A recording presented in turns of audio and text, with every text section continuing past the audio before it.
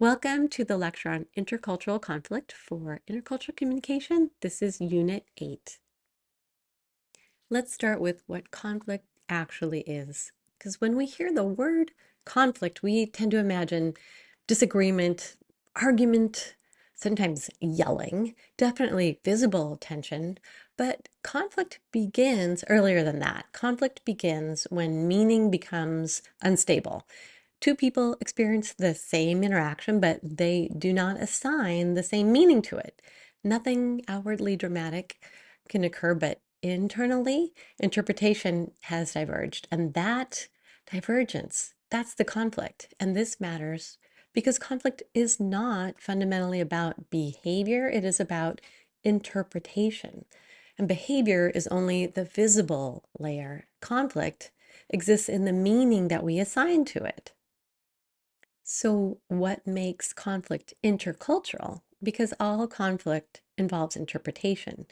But intercultural conflict happens when the interpretation is shaped by different cultural meaning systems. So every cultural system organizes ideas about, say, respect or dignity or fairness or reciprocity and what's appropriate behavior. And these systems operate constantly, usually without our being conscious of them. And when two people rely on different systems that they've been trained in, the same behavior carries completely different relational meaning.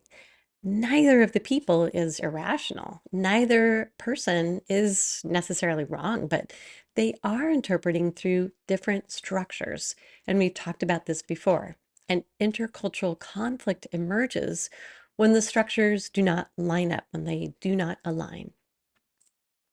Why does it feel so certain? So when meaning shifts unexpectedly, our minds respond immediately. So our brains generate an explanation. It's going to assign intent. It's going to try to restore stability.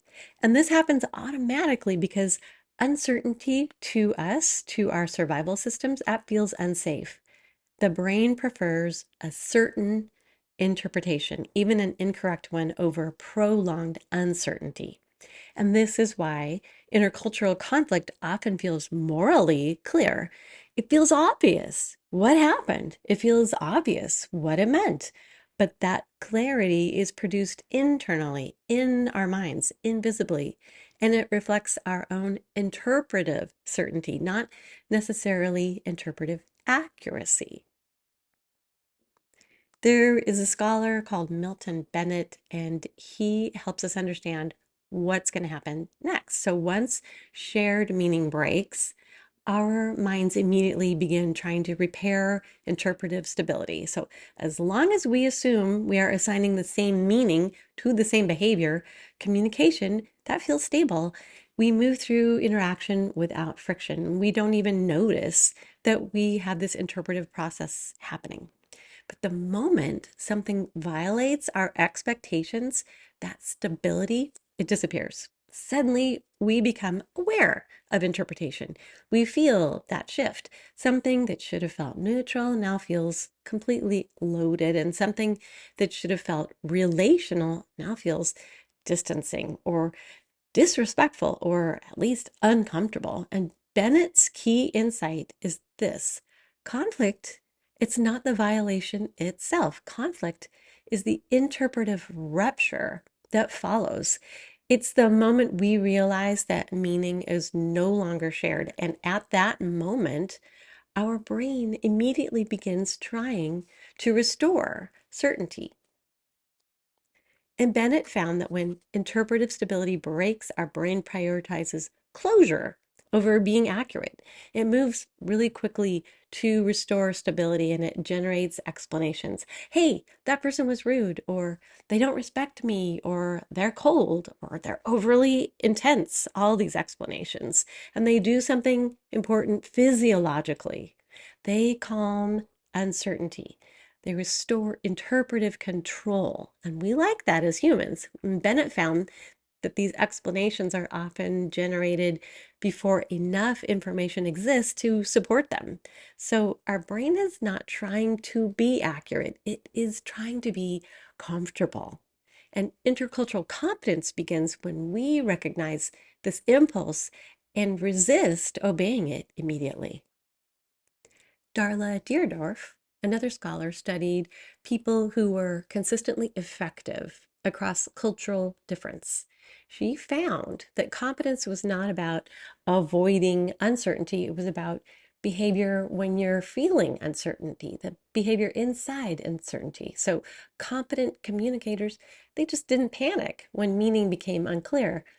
They did not withdraw. They did not finalize interpretation immediately. They stayed engaged and they allowed interaction to continue while their interpretation remained open. They trusted that clarity could emerge through continued observation and interaction. This is a major shift. It's not easy to do. So competence is not about knowing instantly. Competence is about remaining effective while knowing is still incomplete. And this is something that we have to practice over time. Another scholar, Janet Bennett, is going to help us understand something that can be difficult at first to accept as reality. So, our emotional reactions feel deeply personal, right? This is happening to me. It's an offense to me. But our reactions are structured by cultural learning, cultural training, which we have talked about all term. So when something feels rude, that feeling emerges from expectations that we learned. And when something feels respectful, that feeling emerges from expectations we learned. Our emotional reactions are real, but they're not universal. And this means our emotional certainty does not guarantee interpretive accuracy. So, feeling sure doesn't mean we're right. Competence requires that we treat emotional reactions as a signal that interpretation is occurring, and it's not proof that interpretation is finished. We have some practical tools that emerge from these theories, and let's just go through. There are 7 really good ones. So, first, buy yourself time before reacting. Second, observe behavior without immediately assigning meaning. Just be ready to be neutral and think about it. Third, ask clarifying questions rather than generating explanations internally in your own mind. Name your own experience, name your own feelings without assigning intent to that other person right away. Fifth, allow interpretation to remain open longer than feels comfortable. That's a little bit hard. Practice it though. And accept that discomfort is not danger. It's just uncertainty. And believe me, I've been there. I've had to train myself to remind myself that, okay, I can be uncomfortable in this moment. I can be comfortable with discomfort. We calm our nervous systems so that discomfort doesn't control our interpretation.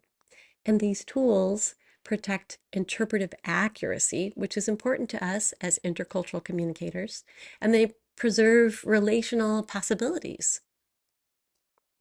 Let's do some scenarios. So Taylor and Tate are on opposing curling teams in a weekend league, and the sport relies heavily on an honor system, as many do. So players are expected to monitor themselves and call their own fouls. So Taylor grew up in a system where strict self-enforcement is seen as essential to fairness, and even minor violations are expected to be acknowledged immediately. So Tate learned the sport in a different cultural environment where close calls are often interpreted more flexibly unless the violation is clear and affects the outcome.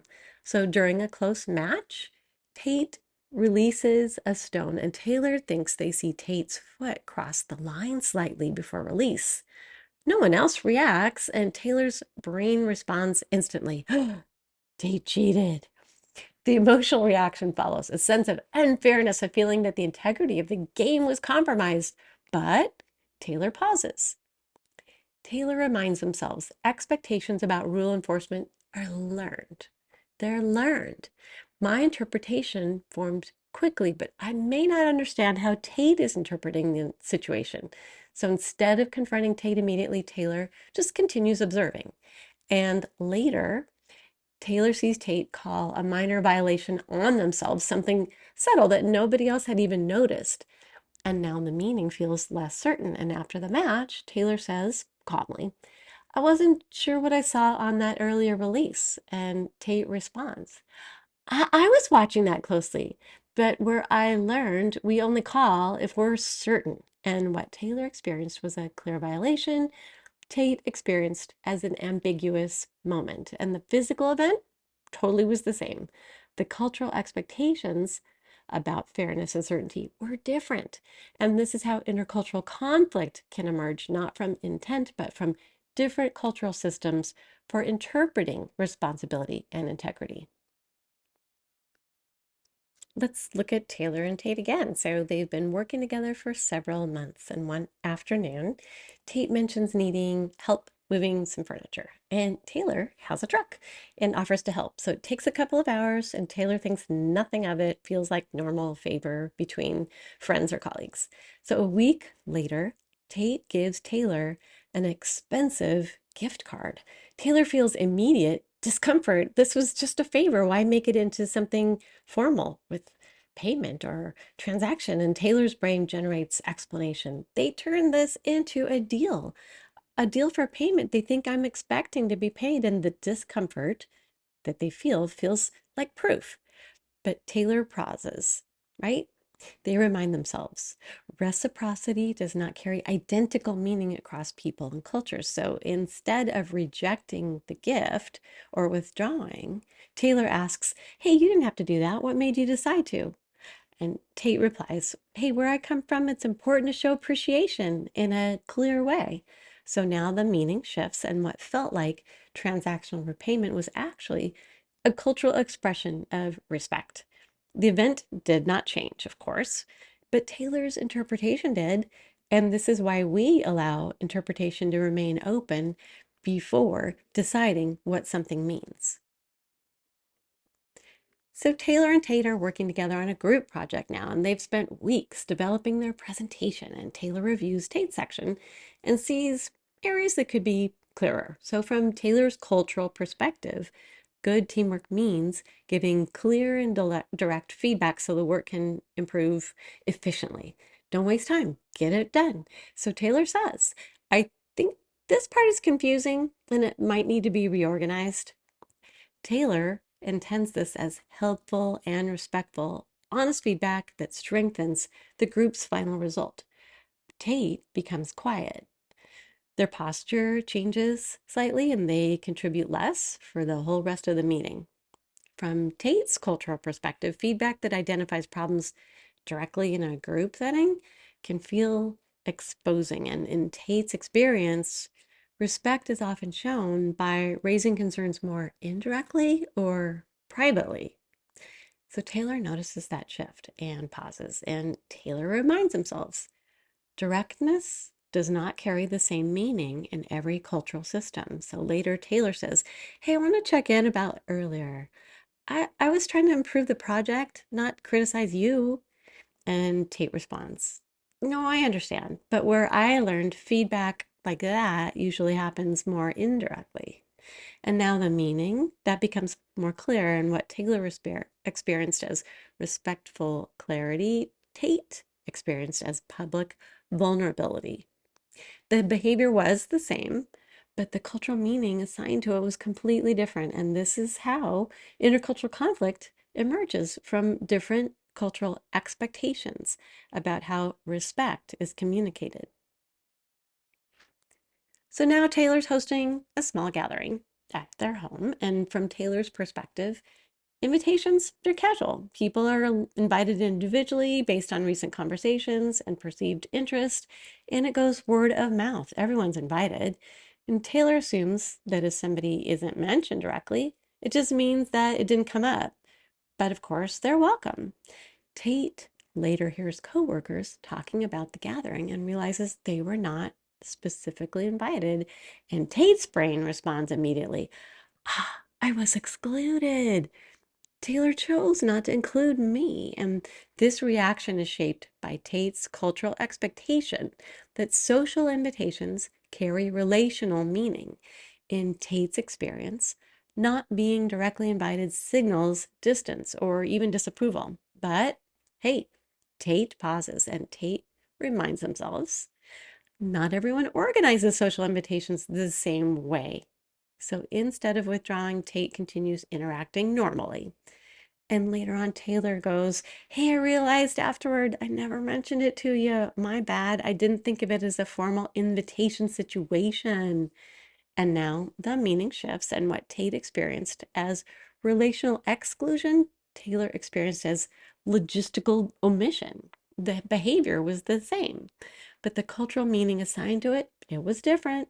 And this is how intercultural conflict forms, not from intent, but from differing expectations about what behavior means. We love our buddies Taylor and Tate, so let's see what happens next with them. Taylor is sharing good news with Tate. They just learned they're selected to lead the group's final presentation, a role that Taylor was hoping for. So from Taylor's cultural perspective, good news is usually met by your conversation partner with visible enthusiasm, like smiling and vocal excitement and expressive affirmation. But Tate listens and responds calmly. "That's good. You've worked hard." Tate's tone is steady. Their expression remains neutral. And Taylor's brain reacts immediately. "That fell flat. They don't seem excited for me." The emotional reaction feels clear. It feels like a signal of indifference or even quiet disapproval. Hey, Taylor's going to pause here, as we expect. Taylor reminds themselves emotional expression is culturally structured and not everyone shows excitement the same way. Taylor continues interacting normally, and over time, Taylor notices that Tate consistently contributes effort to the project, speaks positively about Taylor's leadership to others, and now the meaning shifts. What Taylor initially interpreted as lack of support was actually just a different style of emotional expression. The behavior was the same, the cultural meaning assigned to it was different. Confidence allowed Taylor to remain open long enough for the full pattern to become visible. So, what actually changes when we become more competent? When we develop intercultural competence, the biggest change isn't external, it's internal. The external world does not suddenly become easier. People do not suddenly behave in ways that align with our expectations. But what changes is our relationship to our own interpretation. Before competence develops, our interpretation feels identical to reality. When something feels rude, we experience rudeness as a fact. When something feels dismissive, we experience dismissal as a fact. Our emotional and cognitive systems move together so quickly that we don't experience interpretation as interpretation, we experience it as truth. But as competence develops, we begin to recognize that our interpretation is something we are producing. We can see the moment when meaning forms in our minds, and that awareness gives us the ability to pause. We do not have to accept our first explanation as the final one. We can allow additional meaning to emerge before we decide what we think something meant. And that shift from automatic closure to deliberately being open is the core behavioral change in us. When meaning becomes uncertain, our nervous system reacts immediately. We may feel a tightening in our chest, sick in our stomach, sudden alertness. Our attention narrows. Our brain begins searching for explanation. And this is not a weakness. This is physiology. This is normal human physiology. Our nervous system is designed to reduce uncertainty quickly because historically uncertainty carried survival risk. But in intercultural communication, uncertainty is not danger, it's just information. So this is something we can train ourselves to work with. If we allow our nervous system to dictate our interpretation, we're going to rush toward explanation just so we can feel comfortable again. But that explanation can reduce discomfort, also going to reduce our accuracy. So competence requires that we begin to learn to calm our nervous system. Just talk to ourselves down. Tell our reptile brains, okay, we're not in danger. It's just discomfort. And we can live in discomfort. I had a psychotherapist tell me years ago that one of the signs of a healthy mind is the ability to be comfortable with discomfort. So we need to allow interpretation to remain open, and we need to remind ourselves that discomfort is temporary. It's just a moment. It does not define the future. We remind ourselves that uncertainty, it's not harmful. And this allows our cognitive system to continue observing instead of closing prematurely. So the cerebral cortex gets to be in charge. And we want to be effective. So one of the most important realizations in intercultural competence is that we don't need immediate explanation in order to be effective.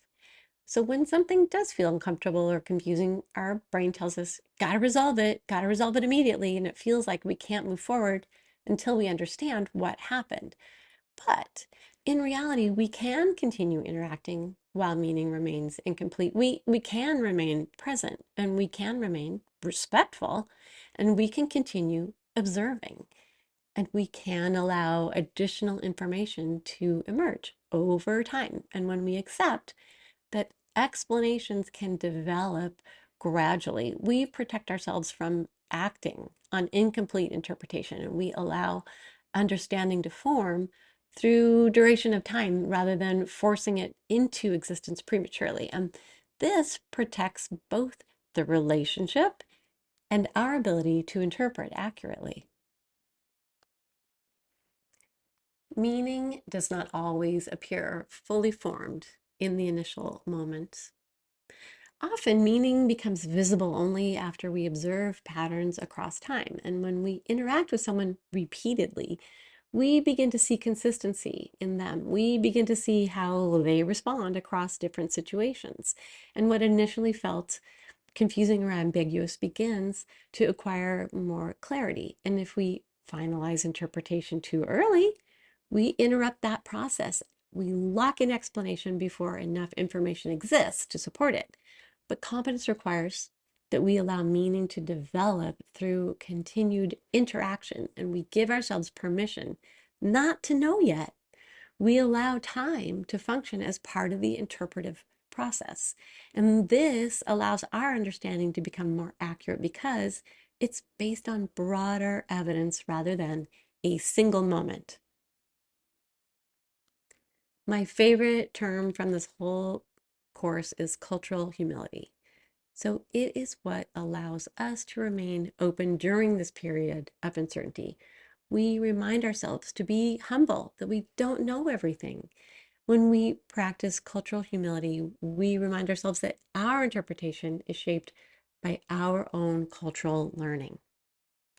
We recognize that our explanation is one possible explanation, not the only one. And this doesn't mean we abandon our perspective, by the way. It means we hold it, but with flexibility. We're going to remain willing to revise our interpretations and explanations as we get new information. And cultural humility protects us from prematurely assigning negative intent, and it allows us to remain curious, which is a great position to be in, rather than defensive that shuts us down. And it allows communication to continue. And this creates the condition under which accurate understanding can emerge. Intercultural competence is not something we demonstrate when communication feels easy. It's something we demonstrate when meaning feels uncertain and our brain wants immediate closure. So let's look at that toolkit again. It's when we use these tools. We buy ourselves time instead of reacting immediately. We observe behavior before deciding what it means. And we're going to ask clarifying questions rather than generating explanations internally in our minds. We're going to name our own experience, our own feelings. What are we thinking this means without assigning intent to someone else? We allow interpretation to remain open longer than feels comfortable. This is something we have to practice. Sometimes it's going to feel really awkward, but we accept discomfort does not put us in danger. It's just uncertainty. We're going to remind ourselves that we don't need immediate certainty in order to remain effective. And these tools allow us to calm ourselves down, steady our interpretation, Remain present, remain aware, remain open while meaning continues to develop. And competence doesn't eliminate discomfort, but it allows us to function while the discomfort is present. And this is how we remain patient, how we remain curious, how we remain flexible. And this is how intercultural communication remains possible. Intercultural competence does not mean that we stop feeling uncertainty. It means that we recognize uncertainty as part of communication. It's inevitable. It's a component. It's not a failure of it. And we're going to use our tools. We're going to stay present. We're going to allow meaning to develop instead of forcing it. And this allows us to be more accurate, more ethical, and more effective communicators. And this is what allows communication across difference to remain possible. Thanks for joining me on this talk about intercultural conflict and the tools that we can use to sharpen our accuracy and remain present during conflict moments. Thanks. Have a great day.